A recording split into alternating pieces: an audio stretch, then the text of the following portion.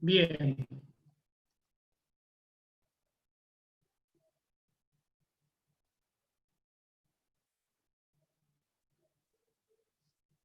La clase de hoy va a tratar del tema de gas.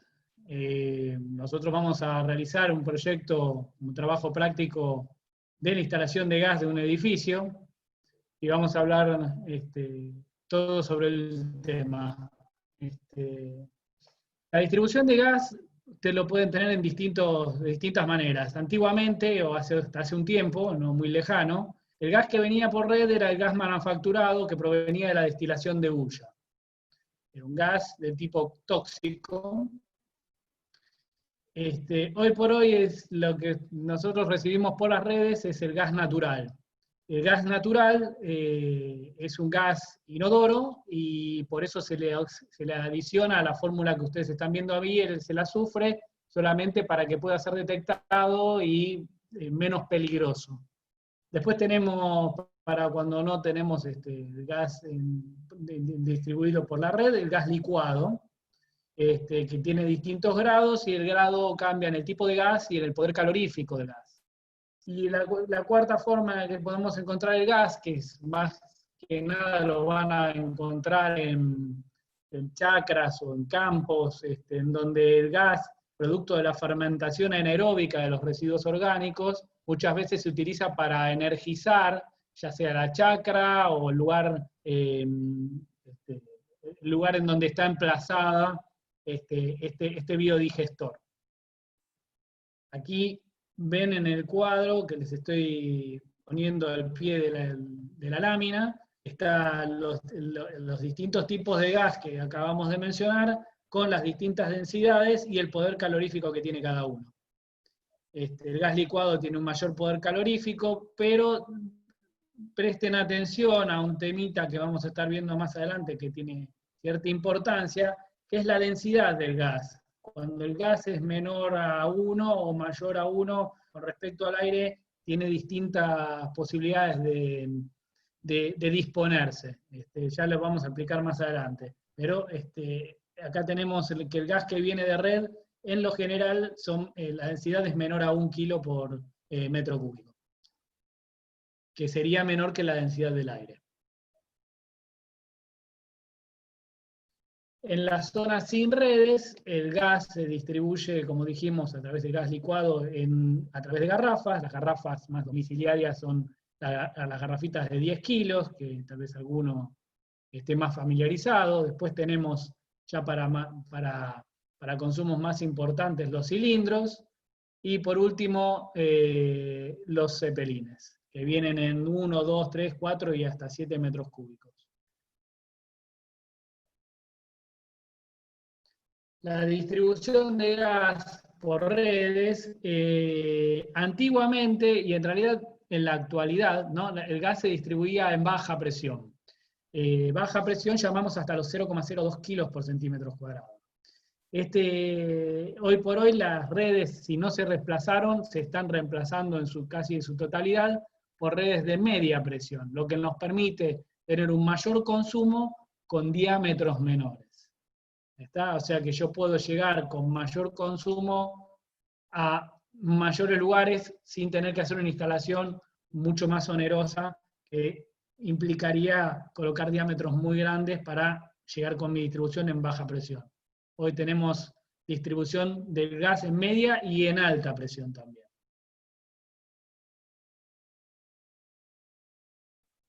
Aquí tenemos los distintos códigos o normas y reglamentos con los que nos vamos a encontrar, ya sea para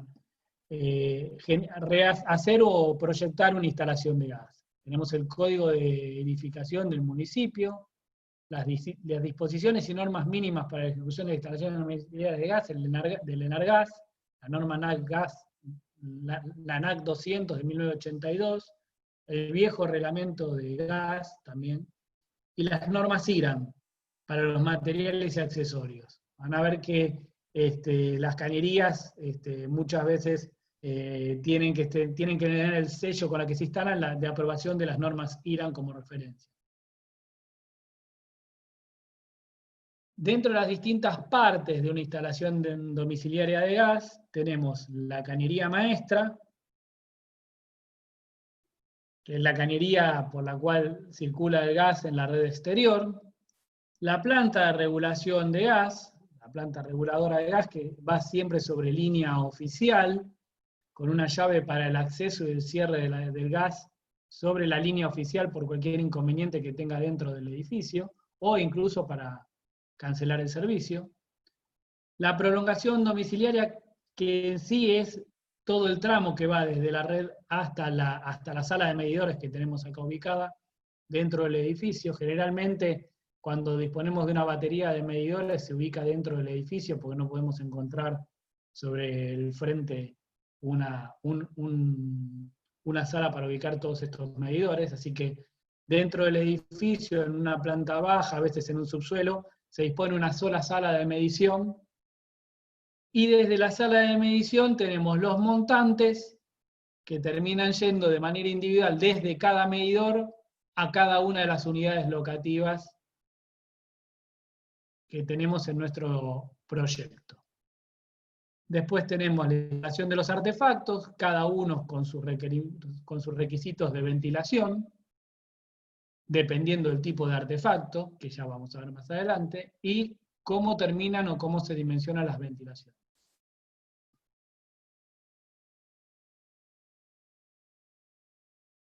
Bien, estas son las partes con las que les acabo de mencionar. Tenemos la prolongación domiciliaria, que consta de la conexión al servicio, la planta de regulación y la prolongación hasta los medidores. Todo ese paquete constituye la prolongación domiciliaria. La sala de medidores de gas, la cañería interna, que va desde el medidor de gas hasta cada una de las unidades, o puede ir también no a una unidad, sino a un servicio general. Dentro de un proyecto nosotros podemos encontrarnos que uno de los medidores está destinado es un medidor general dentro del edificio, que ese medidor de consumo lo pagan todos los propietarios, y puede alimentar la vivienda del portero, la caldera de pileta del complejo que estamos abasteciendo, o incluso, como el proyecto que ustedes tuvieron, los termotanques de agua caliente que ubicamos nosotros dentro del proyecto. Esos termotanques van a ir desde un medidor general, van a tener la instalación que va desde el medidor general hasta esos termos. Pueden a la vez también alimentar en alguno de sus proyectos algún Zoom en el que encuentren alguna ANAFE o algún otro termito para agua caliente separado, o un calefactor. Después tenemos la instalación de los artefactos propiamente dicha, y la evacuación de los productos de combustión y las ventilaciones permanentes de los locales. Tengan en cuenta que la ventilación es para suministrar el oxígeno o el aire suficiente como para que se produzca la combustión, y en el caso que también se requiere el conducto de ventilación que elimina los gases de combustión que producen estos artefactos. Después tenemos las pruebas y las recomendaciones que tenemos que hacer para la instalación, ¿no? O sea, las pruebas de la instalación se hacen generalmente a 10 veces la presión de trabajo, y se verifica que durante un tiempo la caída de presión no haya sido mayor a un cierto porcentaje. Si la caída de presión es mayor, debe revisarse la instalación y ver en dónde está la pérdida.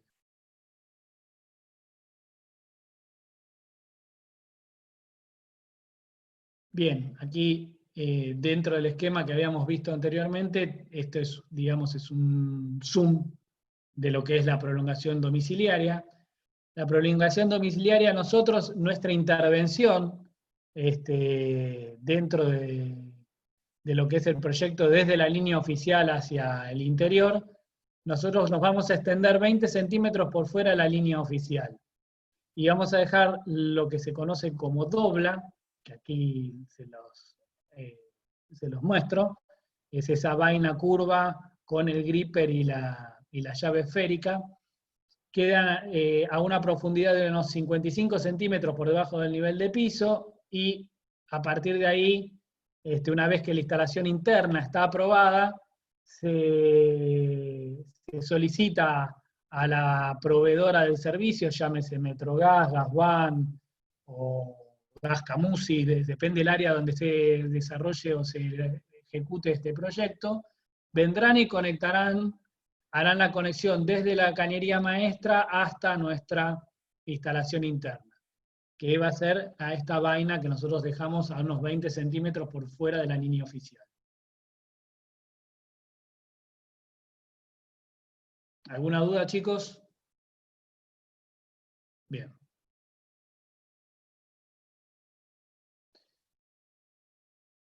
De la prolongación domiciliaria, tenemos una planta de regulación sobre línea oficial.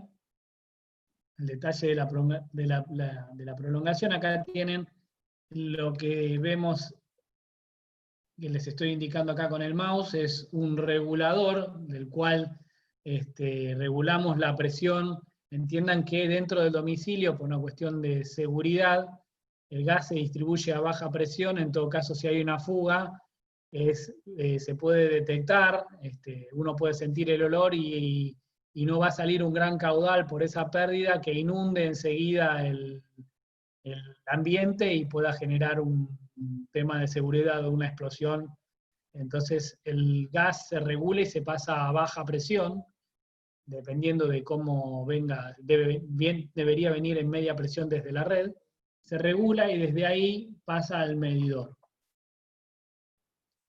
Voy a mostrar distintos tipos de medidores, de nichos de regulación, perdón. Esta es una planta de regulación. De la que tenemos a la izquierda es una planta de regulación simple con un solo medidor y un solo regulador. La que tenemos a la derecha, ya cuando tenemos más de 5 unidades de vivienda, se debe establecer una doble regulación. A la vez esta planta que tenemos a la derecha, en la que tengo el mouse, es una planta de baja con futura media. ¿Qué significa esto? Hoy por hoy, cuando se hace se pide una factibilidad y el servicio que tenemos enfrente por la red es de baja presión, nos obligan a hacer igualmente o dejar construido el nicho de regulación.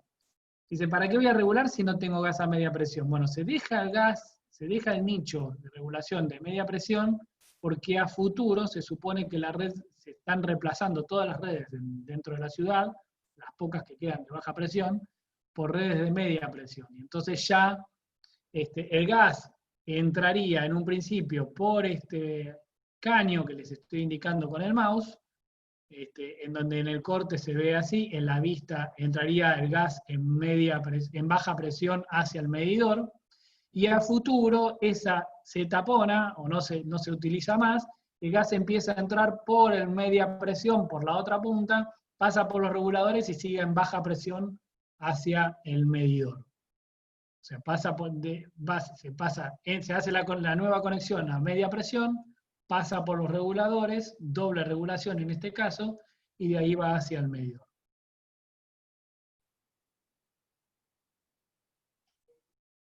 Aquí tenemos una imagen. Hoy por hoy estas esclusas generalmente son todas las llaves y artefactos que colocamos, accesorios, deben estar aprobados. Tienen ya sea un sellito o la marca en la que consta de la aprobación. Hoy por lo general todas las llaves son de un cuarto de vuelta, no llaves esclusas, pero bueno, esta es una típica disposición de una sala de regulación, con 2 ramas. Y cada una de las ramas regula el 100% del caudal que sale del cálculo. Eso lo van a ver también cuando Nicolás les explique la parte práctica. Aquí tenemos imágenes de una esférica aprobada de gas y lo que es un regulador aprobado de acuerdo a las normas NAG 235. A la vez, tengan en cuenta que cada uno de los fabricantes, uno de los fabricantes más conocidos es EQA, de Ernesto, Q de queso y A de Alfredo, ese proveedor tiene a la vez un manual de cómo se deben disponer los reguladores. No todos los reguladores funcionan de cualquier forma, no los puedo conectar de cualquier forma porque dejan de funcionar. Tienen una especificación de cómo los debo instalar.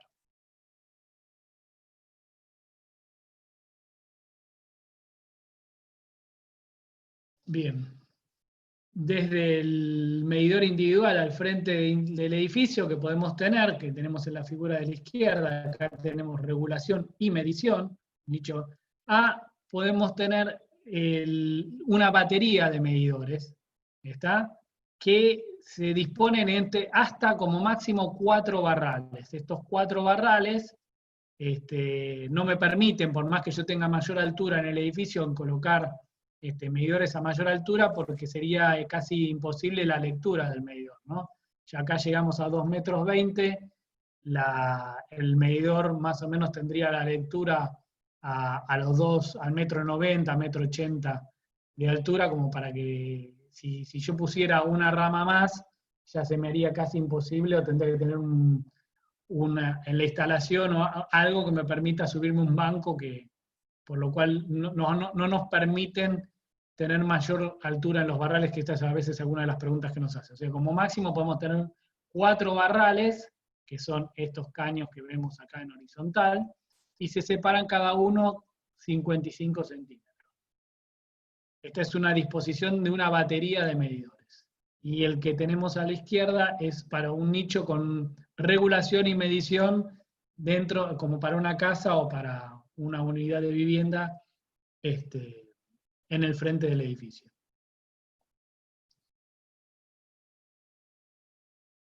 Vuelvo a aclarar, la nota aquí lo especifica también, se deben utilizar siempre materiales, pastas sellantes, todo aprobado IRAM y aprobados por el ENARGAS. Ahí ven una pieza con su aprobación. Esta es una pieza de hierro negro, roscada, con un recubrimiento epoxídico. Aquí tenemos un ejemplo de un medidor sobre línea oficial. Acá tenemos medición y regulación en un solo nicho. Ven, lo que es importante es esta llave que tiene que estar sobre línea oficial, con una puerta accesible desde la línea oficial para el corte del servicio.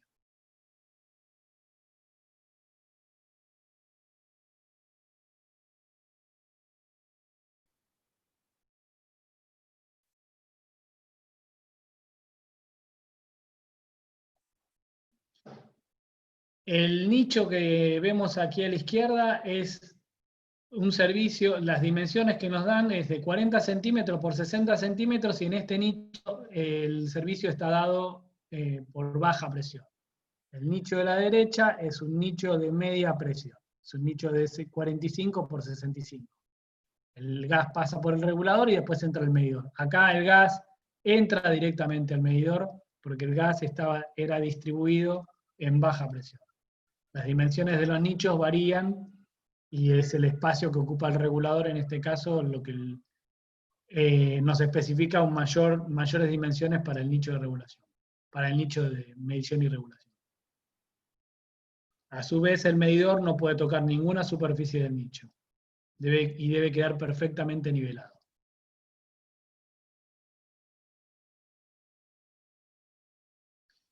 Aquí tenemos lo que comúnmente denominamos tacho, que son medidores para consumos mayores a 10 metros cúbicos hora. Hoy por hoy, la realidad es que los medidores tienen otra configuración, pero no hay veces que en alguna urgencia, cuando se hace alguna demolición, ya sea Metrogas, Gasban o quien sea, retira el medidor, y muchas veces trae medidores viejos que a veces uno puede pedirle un caudal mayor a 10 metros cúbicos y a veces les piden un espacio mucho más grande del necesario porque estos medidores requerían de ese espacio. Y este es un ejemplo de un medidor con un consumo superior a 10 metros cúbicos.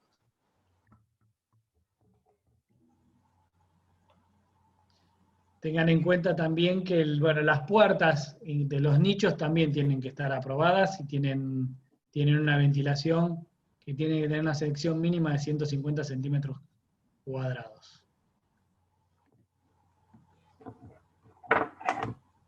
Bien, aquí tenemos una foto de una obra en la que podemos ver cómo se disponían los barrales y las conexiones a cada uno de los medidores de manera individual, y de ahí directamente al consumo. Tenemos esta cañería única, que viene a un montante, del cual se desprenden los dos barrales, y de los barrales los medidores, y de los medidores individuales de vuelta al piso hacia el consumo a cada una de las unidades locativas que tenía este emprendimiento.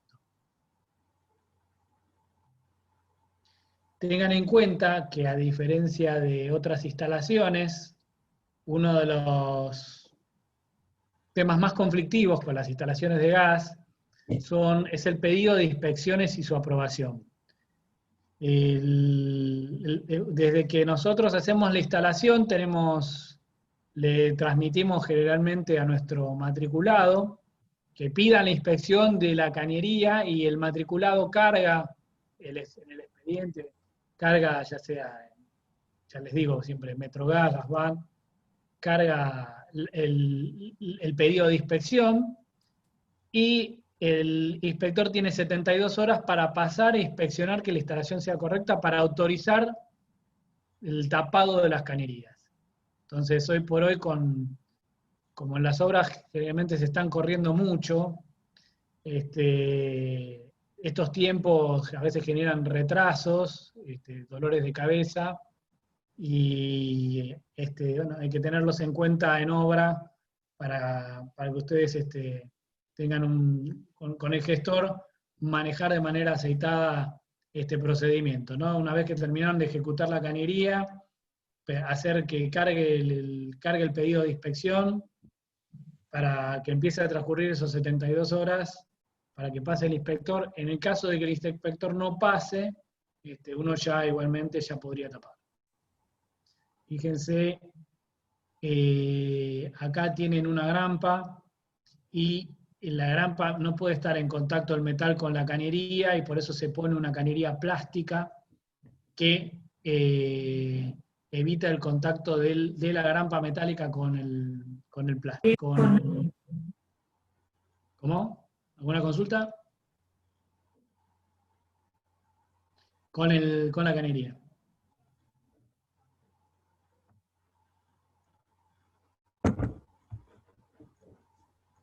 La cañería de prolongación domiciliaria la quería desde la línea, el tramo quería desde el medidor, desde el regulador hasta la sala de mediciones.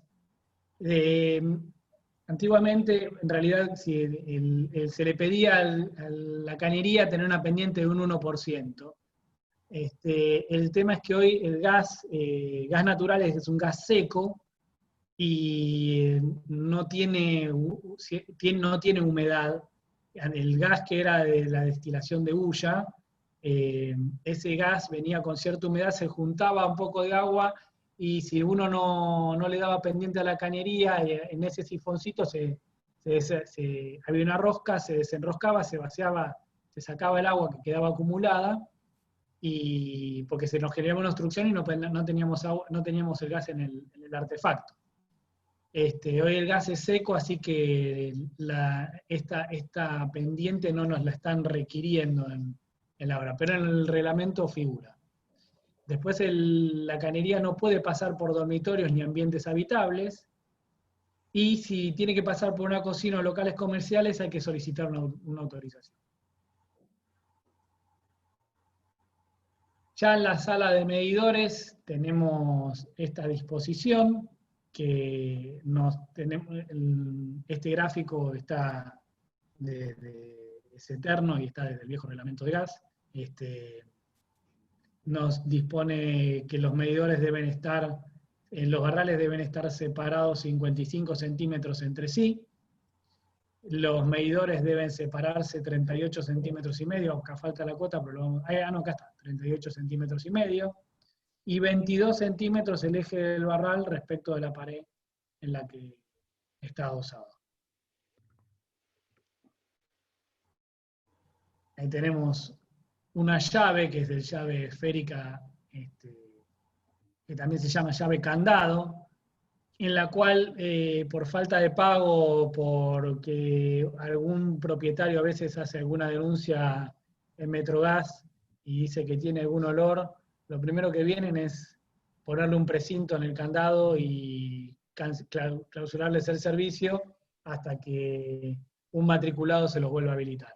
La llave tiene un candado, o se llama llave candado porque es para poder cerrar el servicio. Acá está lo que les vengo mencionando, esta es la cañería del barral, el montante de gas, y la cañería interna, la que va al servicio, la que va a los artefactos. Acá tenemos, de lo que vimos recién de manera esquemática, una fotografía de una sala de medición.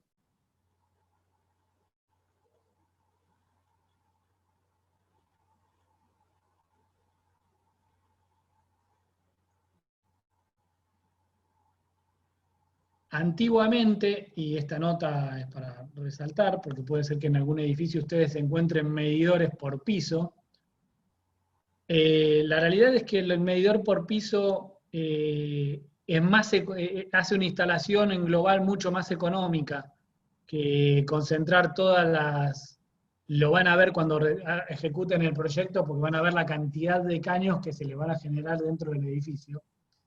El medidor por piso hace una instalación de gas mucho más económica. El problema es que, bueno, más que nada, ya sea Metrogas o Gas Natural, para ellos les es más cómodo ir a una sola sala y hacer una lectura. Entonces su inspector puede hacer una lectura, necesitan menos inspectores para leer, hacer las lecturas de los medidores. Y en el caso de que tengan medidores por piso, tendría que ir piso a piso a hacer la lectura de los medidores. Por eso, hoy por hoy, no van a encontrar instalaciones, o no lo permiten desde Metrogas ir a hacer mediciones por piso, ¿no? O sea, que los medidores se concentran en una única sala. Se hace más costosa o más onerosa la instalación, pero también hay un tema de seguridad, de que no haya alguna persona recorriendo el edificio piso a piso, o que el portero tenga que estar acompañando a la persona de Metrogas, que puede caer en un horario en que el portero no esté trabajando, a hacer la lectura de todos los medidores por piso. Tenemos una imagen también de un medidor individual, con la llave candado y hay un precinto.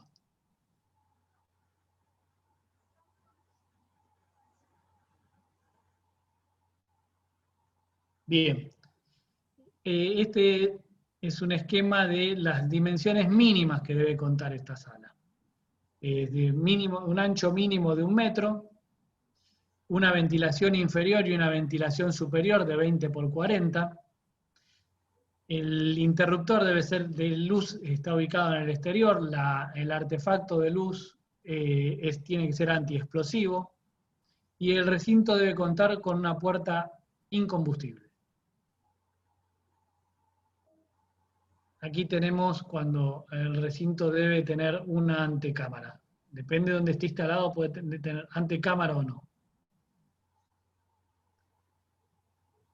Cuando el local se comunica directamente en locales donde funcionen calderas o motores, o has instalado estabilizadores eléctricos, se debe interponer esta antecámara con también una superficie mínima de 1 metro cuadrado. Y con estas condiciones constructivas, ¿no? Mismo artefactos de luz antiexplosivos, las ventilaciones anteriormente mencionadas, y en este caso un mayor ancho del local, de 1,22 m, que anteriormente teníamos de 1 metro.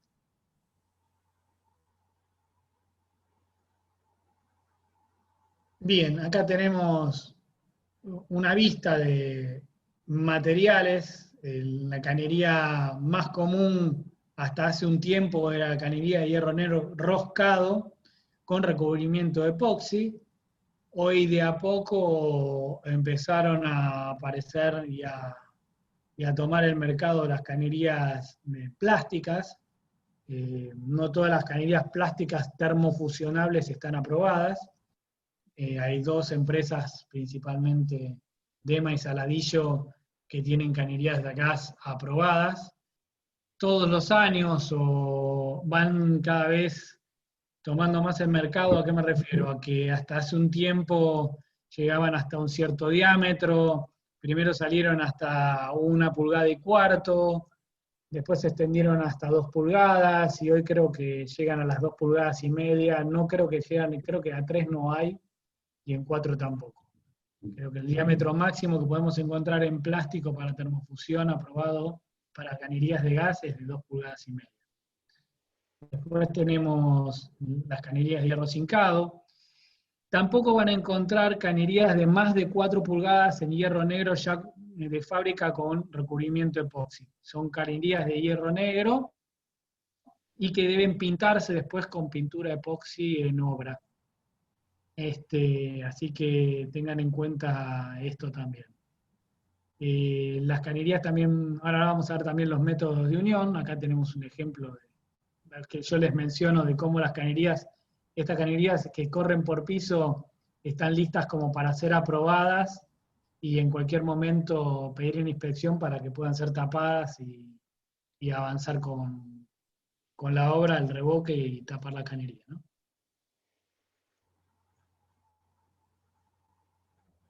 Bueno, esto es un poco lo que les mencioné. Las cañerías roscadas van con un sellador aprobado también. Muchas veces se colocan con litargil y glicerina. El poliwar es, el poliwar es un revestimiento que lo piden a veces cuando en las uniones, depende cada inspector, o no más que el inspector, el gestor que tiene cada uno tiene su cuadernito. A veces dicen que cuando va por contrapiso en las uniones te piden recubrirlo con poliwar. En todo caso, hay algunos que dicen que no, y la aprobación no depende a veces del inspector con el que estén tratando, pero la realidad es que yo no tuve problemas últimamente. El poliwar también a veces me lo pedían cuando la cañería iba enterrada, pero no en todos lados es lo mismo. La pasta sellante, ya les dije, a veces se usa litargil y glicerina, o acá tienen una pasta sellante aprobada IRAM. Y las cañerías plásticas se unen por termofusión o por electrofusión. Termofusión también, cada una de las cañerías tiene su método de unión y ustedes tendrán que ver, depende de la cañería que estén utilizando en la cañería plástica, de qué manera el fabricante tiene aprobada su utilización. Hoy por hoy, la gente que tiene que hacer una instalación con cañería plástica, a la vez tiene que ir a hacer un curso y tiene que exhibir el título que le dan que estuvo o presenció el curso, ya sea de estos fabricantes, para hacer la unión de las cañerías, ¿no? Y para hacer la instalación de estas cañerías en plástico. Para las cañerías roscadas no hace falta. Generalmente lo hace un plomero, gasista, y después pasa el matriculado, el que hace el pedido de inspección, y después tendrá la aprobación del inspector. ¿Alguna duda, chicos?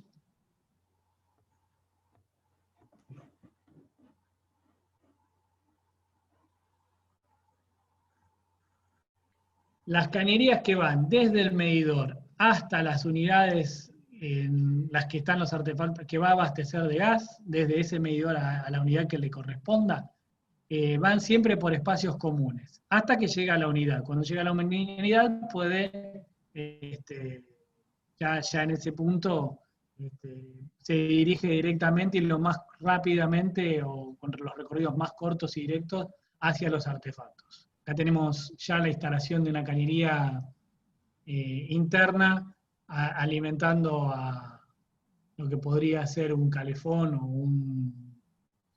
pues la conexión la veo un poco alta. Sí, parecería y aparte tengo una cañería de agua al lado. Así que podría ser o un termotanque. Como dice acá el texto, los recorridos de la red de tuberías deben ser los más cortos posibles y el número de uniones se debe reducir al mínimo, que es el lugar donde tenemos tal vez alguna posible pérdida.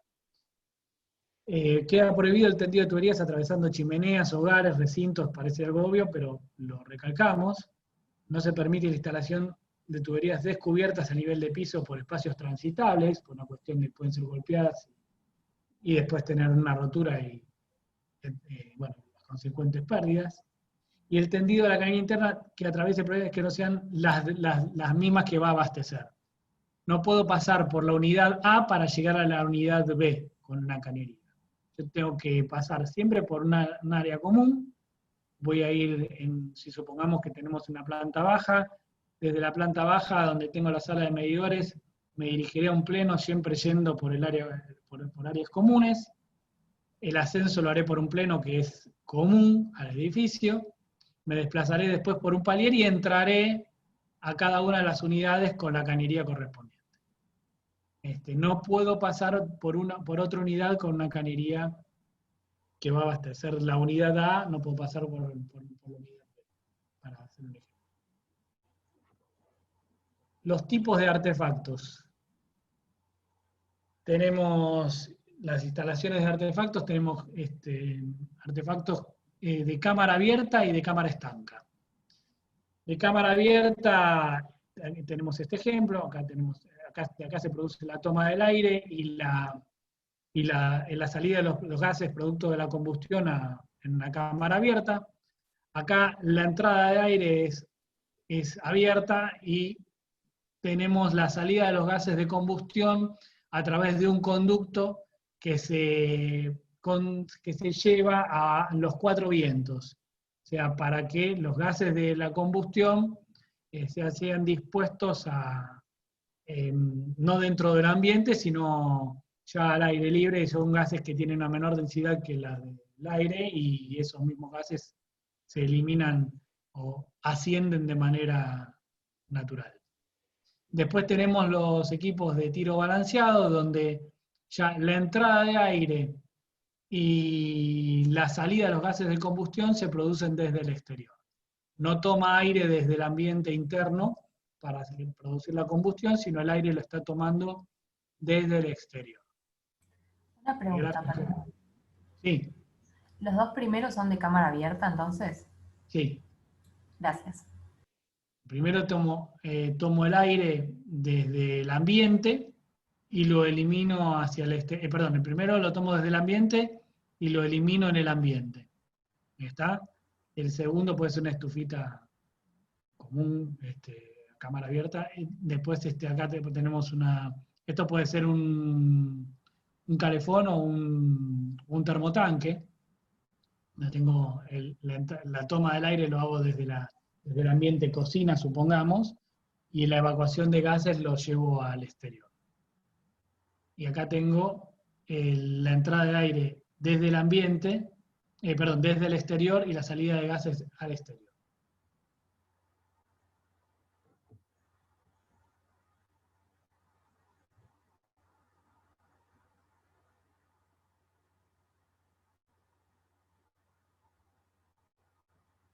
Perdón.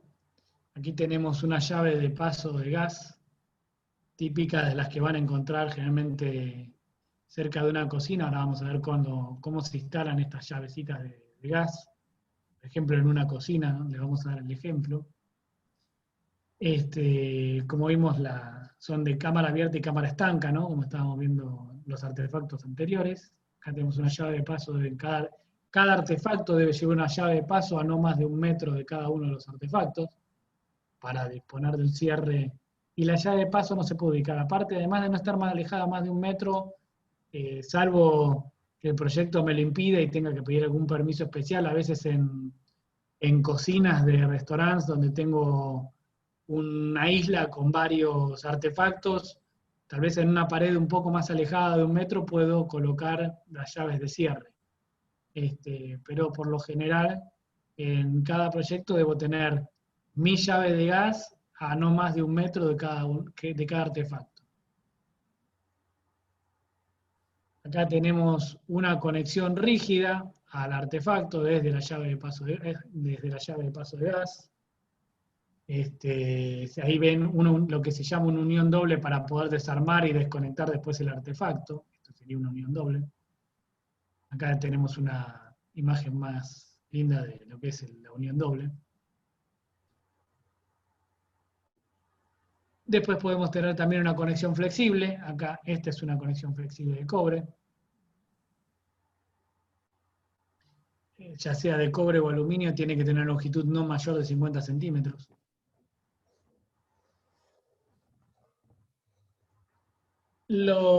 Estos artefactos, los de cámara abierta, no deben estar expuestos a corrientes. En sí, lo que es lo importante de esto es que una corriente de aire no me apague la llama y si no hay una válvula de seguridad, siga saliendo el gas y pueda tener algún problema dentro de la vivienda, o algún accidente.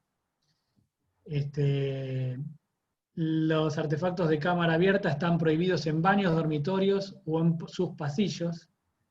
Y en sótanos no puedo colocarlos cuando la densidad del gas es menor a 1. O sea, si la densidad del gas que estoy abasteciendo es menor a 1, eso, al ser más pesados que el aire, esos gases, en vez de ir hacia arriba, se me van acumulando de abajo hacia arriba y son muy peligrosos. Por eso en sótanos están prohibidos. Acá vemos un gráfico de cómo debemos disponer las llaves de paso. Una altura mínima en una cocina, no más de 40, una altura mínima de 40.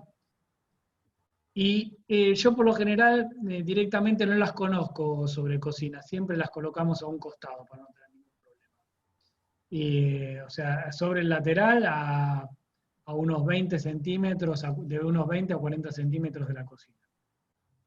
Y si tengo que colocar algún artefacto, una pileta o una bacha, tiene que estar como mínimo a 30 centímetros del artefacto. Acá tenemos un esquema de las ventilaciones dentro del ambiente en donde tengo artefactos de gas a cámara abierta. Fíjense que tenemos una entrada de aire para que nunca se nos agote el aire dentro del ambiente para poder producirse la combustión, el tema del gas, y la salida de los gases productos de la combustión. Entonces, la entrada de aire generalmente está en un plano inferior, y la salida de aire de los gases de combustión a más de 1,80 m a 2 metros de altura. Aquí tenemos solamente entrada de aire, porque en este caso los artefactos tienen salida de aire individual hacia los 4 vientos, como habíamos visto en el ejemplo anterior. Bien, este es otro gráfico. Ven que la entrada de aire se produce a unos no más de 30 centímetros del nivel de piso, y la salida a más de 1,80 m. Acá a veces cuando el ambiente en el que tengo los artefactos de gas no están conectados directamente con el exterior, hay una ventilación indirecta, o sea que tengo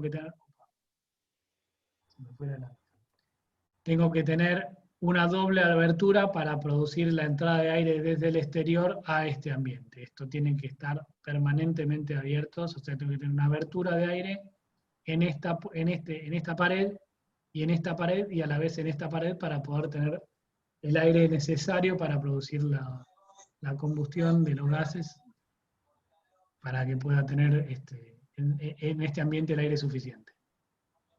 Esta tabla me habla de las superficies en centímetros cuadrados necesarias, dependiendo del tipo de artefacto, para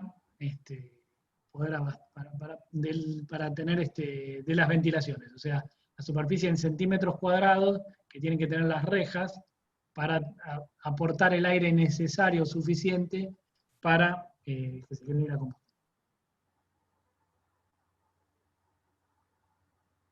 y tenemos una cocina, necesita unos 100 centímetros cuadrados, es la abertura permanente de los locales por aire viciado.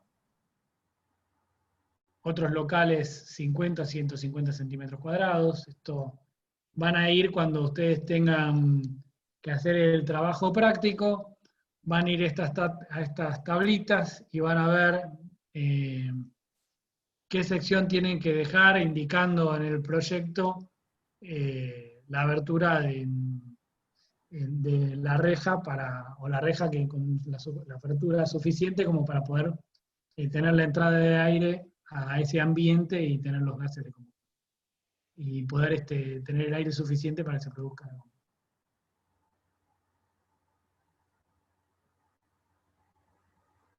Bien, esto lo vimos con el otro gráfico, pero acá tenemos el aire interior, la salida de gas al exterior. Los gases de la combustión saliendo al exterior.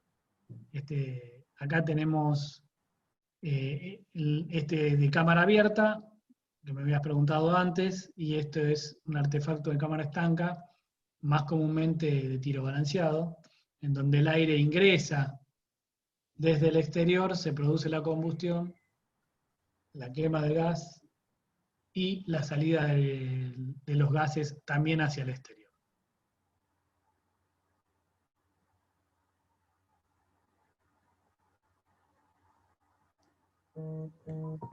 Bien, más a título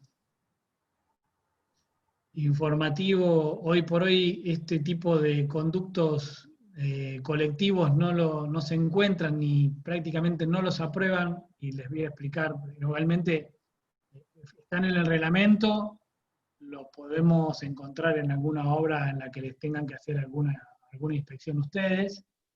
El inconveniente que tienen es que los gases de combustión van en conductos colectivos hechos, y que a veces estos conductos con el tiempo se fisuran y podemos tener la salida de los gases producto de la combustión en algún departamento y generando, digamos, ya vimos que esto genera asfixia o envenenamiento, la muerte de los propietarios o los que estén viviendo en ese ambiente. Por lo cual, se los vamos a mencionar, son conductos colectivos,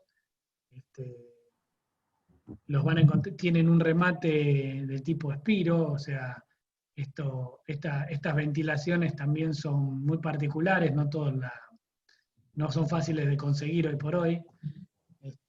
Estas ventilaciones estos conductos de ventilación tienen un conducto principal, un conducto secundario y un conducto principal. Aquí lo vemos mejor en un corte. El gas producto de la combustión entra en un conducto secundario hasta un nivel superior, del cual después pasa a un conducto principal. Este tipo de ventilaciones pueden abastecer o llegar a abastecer hasta 8 pisos, no más. No sé si se entiende, son conductos prefabricados o hechos en albañilería. Tienen que ser perfectamente estancos, y hoy por hoy la realidad es que no los van a encontrar y difícil se los aprueben. Si bien a veces uno investiga o trata de ver qué solución encontrarle a la ventilación o a la evacuación de los gases producto de la combustión, porque estos gases o la salida de conductos de evacuación de humos ocupan gran espacio dentro de la obra, y cuando se van acumulando en edificios de altura, el espacio que requieren son importantes para llegar hasta los 4 vientos, y uno trata de ver de qué manera optimizar estos mismos para tener un mayor aprovechamiento de esos espacios. Si tienen alguna duda me preguntan, pero no sé si es un tema mucho para ahondar, pero sí para que lo tengan en presente. Aquí tenemos lo que les mencioné recién de manera breve, que Para calentadores de agua por acumulación les permiten conectar hasta máximo 8 pisos, y para calentadores de ambiente como máximo 5 pisos.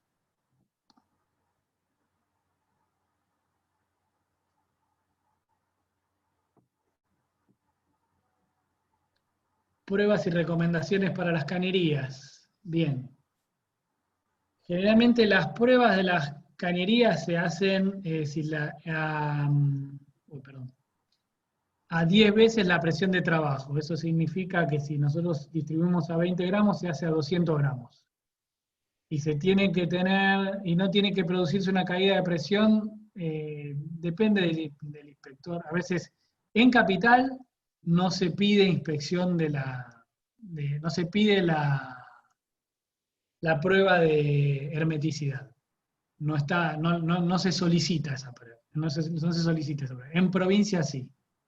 Siempre depende de cada uno. Igualmente ustedes hagan las pruebas en todas las cañerías, de agua, de cloaca, y más que nada de gas.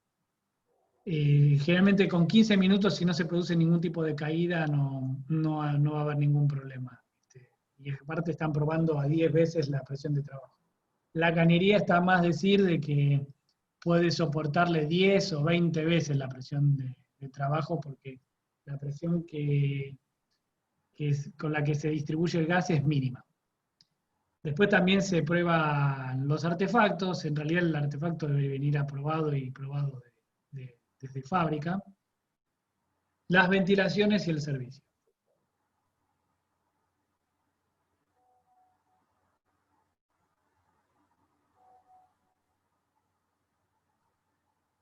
Bien, salteo esto porque lo que estaba antes era el desarrollo del TP, que lo van a ver con Nicolás. Venimos bien con el tiempo, Raúl, creo, ¿no? Son 7:30.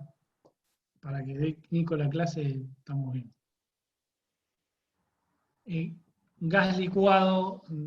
Bien,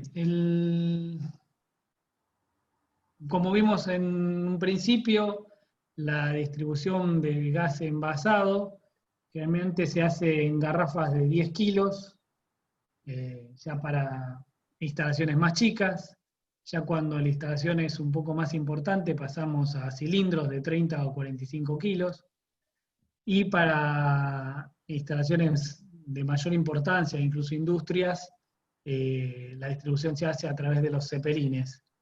Realmente, bueno, ahora vamos a ver un poco cada una de ellas. El gas tiene distintas densidades y a la vez un mayor poder calorífico.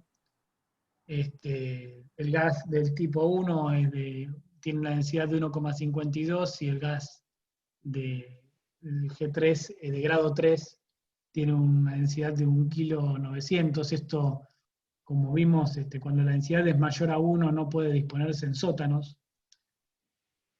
Acá tienen un gráfico, ves que si hay una pérdida de gas, el gas se va hacia abajo y genera un peligro porque tiene una mayor densidad que la del aire. Aquí tenemos las partes constitutivas de una sala de cilindros. En estos cilindros acá lo que vemos, el punto 7 es el regulador, después del cual el gas pasa regulado y ahí va a distribución. La sala donde está el nicho donde tenemos los cilindros tiene que tener una ventilación inferior y superior. El gas pasa una vez regulado, fíjese que el regulador es similar o tiene una forma similar a los reguladores que vimos dentro del edificio de propiedad horizontal, de los tipos de los reguladores típicos que hemos visto. Se conectan con una manguera a esta T. Después tenemos generalmente uno de los cilindros para el consumo y el otro en reserva. En todo caso, la redistribución de estos cilindros pasa realmente una empresa distrayendo los cilindros o repartiendo los cilindros para hacer los cambios de manera periódica A esa diferencia que las garrafas va uno con la garrafa a hacer la compra, ya sea una estación de servicio o quien lo disponga. En este caso, los cilindros no, por lo que yo sé, no se distribuyen de esa manera, sino que los reparten, y no sé si es la misma empresa YPF o quien hace la distribución de estos cilindros. Pero bueno, para el cálculo no les va a cambiar mucho. En sí, nosotros entramos en una tabla que depende de la densidad del gas y el poder calorífico del mismo, mejor dicho, nos da qué consumo podemos abastecer.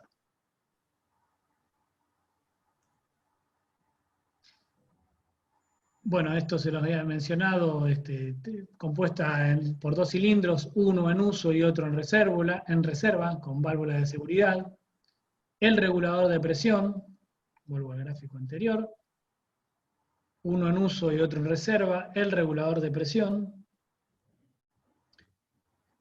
llave de paso y T de prueba, y el gabinete que debe ser incombustible y ventilado, que también les mencioné, si vieron las puertitas del gabinete, tienen una puerta inferior y otra puerta superior.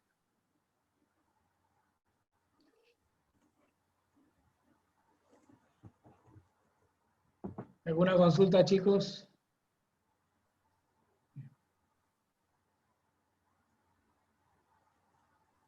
Aquí tenemos un gráfico del reglamento en donde nos dan las distancias mínimas a las que tenemos que instalar estos gabinetes. De un artefacto eléctrico mínimo perdón, no, más alejado, 2 metros debe estar como mínimo un artefacto eléctrico, más de 1 metro una ventana, más de 1 metro una puerta. Tengan en cuenta estas disposiciones para cuando tengan que proyectar una instalación que cuente con cilindros. Acá tenemos una batería de cilindros, entonces en caso de que tengamos un consumo muy importante, pero no el suficiente como para tener que requerir de un cepelín, en este caso se dispone de una misma batería, la batería tiene también un gabinete incombustible, los reguladores, el T de prueba y un nicho incombustible con sus ventilaciones. Se dispone ya cuando están en batería o en grupo van a cielo abierto. Perdona, el nicho está separado del edificio.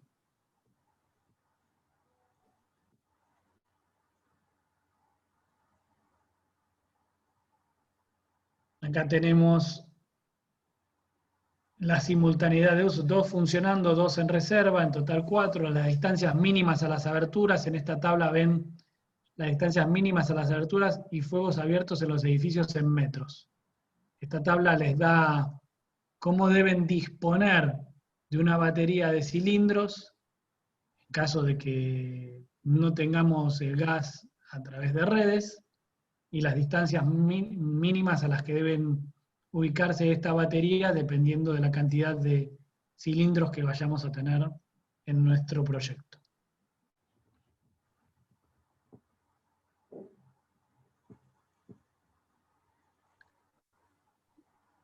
Bien, la capacidad de vaporización en función de la temperatura que tengamos en el lugar, la norma establece, vamos a tener una distinta capacidad de vaporización. Eso me permite tener un mayor o un menor consumo, si yo tengo mayor o menor capacidad de vaporización. Y eso va a depender de las temperaturas promedios en las que esté instalado. Entonces, vamos a tener distintas capacidades de vaporización.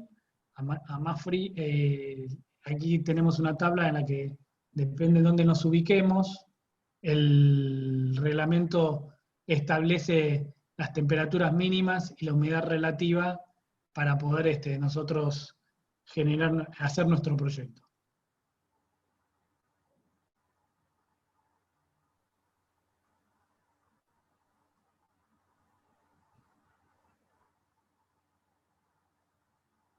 A la vez tenemos, si bien para cuando hacemos el dimensionamiento, y lo van a ver con Nicolás, de la instalación de gas para un edificio a través de redes, la simultaneidad que se considera de uso el factor es 1. En cambio, cuando se utilizan cilindros, yo tengo factores de simultaneidad que me permiten, en realidad, y es lo más lógico, considerar una reducción también en los diámetros y en el consumo.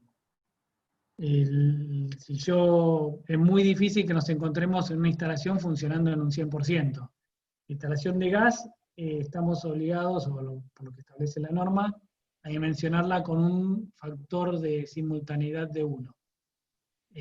Para cuando tenemos un abastecimiento a través de la red.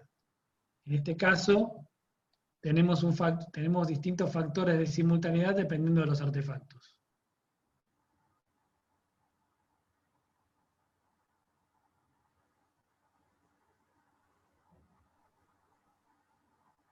Aquí ven que el dimensionado de la instalación, la cañería interna, son similares a la instalación de gas natural. Mediante la expresión de Poole, ustedes van a ver unas tablas en la que esa misma fórmula, que es la del doctor Poole, está tabulada. Pero si ustedes reemplazan los valores que figuran en la tabla con la fórmula, que perfectamente se puede hacer en un Excel, van a ir verificando los mismos valores que le da la tabla para el dimensionamiento de las instalaciones de gas. A veces cuando nos escapamos de tabla, porque por la escala de proyecto las distancias son muy grandes o porque estamos haciendo una instalación con gas a media presión, las tablas que nos figuran son de baja y no tenemos gran cantidad de tablas en media, debemos recurrir a esta fórmula para hacer un dimensionamiento de las instalaciones. Esta expresión, no sé si Nico la va a poner en el práctica, pero es una fórmula que van a encontrar en cualquier lado y si la quieren tener, no la piden, pero creo que en los apuntes la tenemos. En los apuntes esa fórmula está. Bien, hay una característica importante para tener en cuenta cuando el proyecto requiere ya necesitamos una instalación, no tenemos gas por red y el consumo es importante, que son los cepelines. Y la instalación se debe hacer íntegramente, la debe realizar el propietario, y lo que van a tener es, bueno, acá tenemos NFPA 58, hace referencia a una norma americana muy conocida para los sistemas de incendio, la National Fire Protection, que muchas veces es aplicada para las instalaciones de incendio.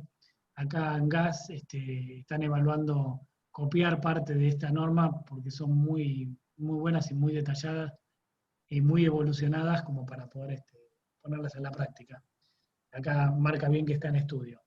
El reabastecimiento de gas, el abastecimiento de gas se calcula, o el dimensionamiento del Zeppelin se hace para el consumo de un mes de la instalación, o sea, si son 100 metros cúbicos, se hace para 100 metros cúbicos y se consideran 15 días más por lo que puede tardar la reposición del gas al Zeppelin.